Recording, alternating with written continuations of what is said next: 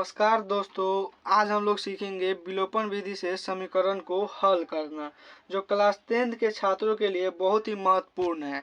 विलोपन विधि से हर साल 5 मार्क्स का क्वेश्चन बोर्ड परीक्षा में पूछा जाता है, जो कि बहुत ही इम्पोर्टेंट है। अगर आप इस वीडियो को शुरू से लेकर लास्ट तक देख लेते हैं तो आपका 5 नंबर फिक्स हो जाएगा और वीडियो के लास्ट में आप खुद समीकरण को हल कर पाएंगे। तो चलिए हम वीडियो शुरू करते हैं। अगर चैनल पर पहली बार आए हैं तो चैनल को सब्सक्राइब और वीडियो को लाइक जरूर कर दीजिए। चलिए, सबसे पहले समीकरण दिया है 3x + 2y = 16। तो यह पहला समीकरण है, इसलिए हम इसको लिख लेते हैं समीकरण 1। फिर दूसरा समीकरण है 4x - y = 14। तो इसको लिख लेते हैं समीकरण 2। अब हम लोग पहचान लिए कि समीकरण 1 यह है, समीकरण 2।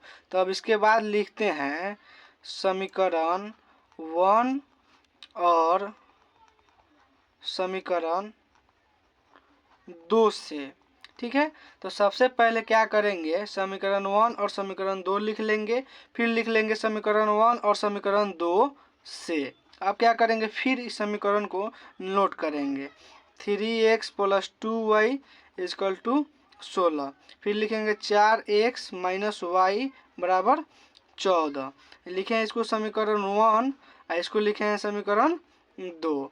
अब क्या करते हैं, इसमें गुना करते हैं। गुना इसलिए करते हैं क्योंकि दोनों x का गुणज सेम होना चाहिए, तभी इसको हम लोग घटाकर विलुप्त कर सकते हैं, क्योंकि विलोपन विधि में एक अक्ष को विलुप्त करना रहता है। तो क्या ऐसे से गुना करें कि दोनों पक्ष बराबर हो जाए।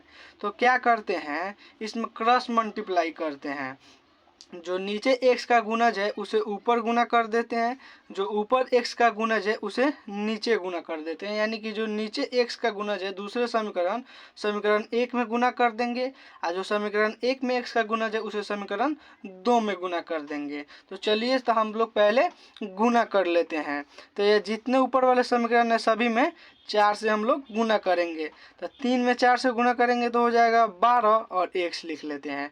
फिर 2 में 4 से गुना करेंगे तो हो जाएगा 8, उसके बाद y लिख लेते हैं।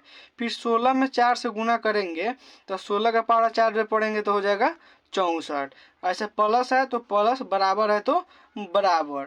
चलिए, फिर नीचे वाले समीकरण में गुना करते हैं। तो 4 में 3 से गुना करेंगे तो हो जाएगा 12x। फिर माइनस है तो माइनस, y है तो इसमें x में एक गुणज है तो y में 3 से गुना करेंगे, यानी कि 1 में 3 से गुना करेंगे तो हो जाएगा 3y। फिर 14 में 3 से गुना करेंगे तो हो जाएगा 42। ठीक है, तो यह हमारा गुना हो गया। अब क्या करते हैं, जब गुना हो जाता है तो उसको चिन्ह चेंज कर देते हैं। यहाँ प्लस है तो माइनस, और यहाँ माइनस है तो प्लस, और यहाँ प्लस है तो माइनस। अब क्या करेंगे, जो यह वाला चिन्ह है बीच वाला उसको भूल जाएंगे, जो नीचे वाला चिन्ह है उसी से हम लोग अब हल करेंगे। अब क्या करते हैं, 12 प्लस में या 12 माइनस में है तो 12x कैंसिल हो जाएगा, और यह 8x और 3x दोनों प्लस में है तो जोड़ेंगे तो हो जाएगा 11y। ठीक है, 8 में 3 जोड़ेंगे तो हो जाएगा 11। अब इसको क्या करते हैं, घटाते हैं।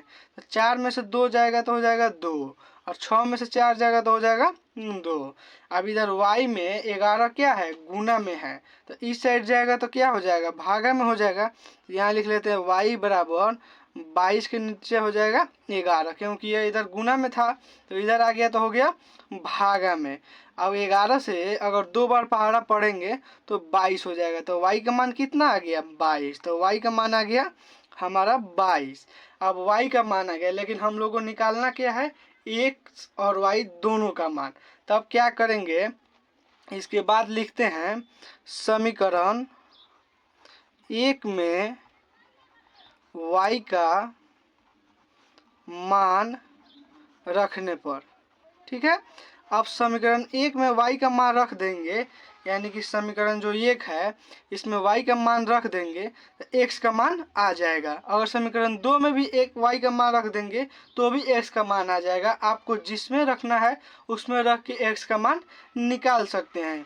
तो चलिए समीकरण 1 को लिख लेते हैं। तो समीकरण 1 है 3x + 2y बराबर कितना है, 16। यह समीकरण हो गया हम लोग का 1। अब इसमें क्या करना है, y का मान रख देना है।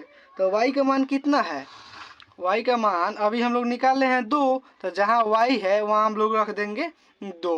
तो लिख लेते हैं 3x प्लस 2 गुने 2, y का मान 2 है और बराबर 16। अब फिर करेंगे 3x और 2 में 2 से गुना किए तो कितना हो गया 4, और 16 को ऐसे ही 16 रहने देते हैं। अब क्या करेंगे, इधर 4 प्लस में है तो बराबर के इस साइड जाएगा तो क्या हो जाएगा, बराबर के इस साइड जाएगा तो माइनस हो जाएगा। तो 16 में से 4 को घटा देते हैं, ठीक है। अब क्या करते हैं, जब 16 में से 4 को घटाएंगे तो कितना बचेगा, तो 16 में से 4 को घटाएंगे तो हो जाएगा 12। अब क्या है, x इधर 3 में गुना है तो 3 इधर जाएगा x के उस साइड, तो क्या हो जाएगा, भागे में हो जाएगा। तो x बराबर हो जाएगा 12 के भागे में 3, यानी कि 12 के बट्टे में 3। अब 3 के पहाड़ा में 12 को खोजेंगे, तो 3 के पहाड़ा अगर 4 पर पढ़ते हैं तो 12 आ जाएगा। तो x का मान आ जाएगा 4, इसलिए x का मान 4। अब देखिए x और y का दोनों मान आ गया, तो लिख देंगे x बराबर 4 कोमा y बराबर 2। यही हमारा विलोपन विधि से प्रश्न को x और y का मान निकालते हैं। अगर वीडियो पसंद आया होगा तो चैनल को सब्सक्राइब और वीडियो को लाइक जरूर करिए और अपने 5 दोस्तों के पास जरूर शेयर करिए। चलिए धन्यवाद।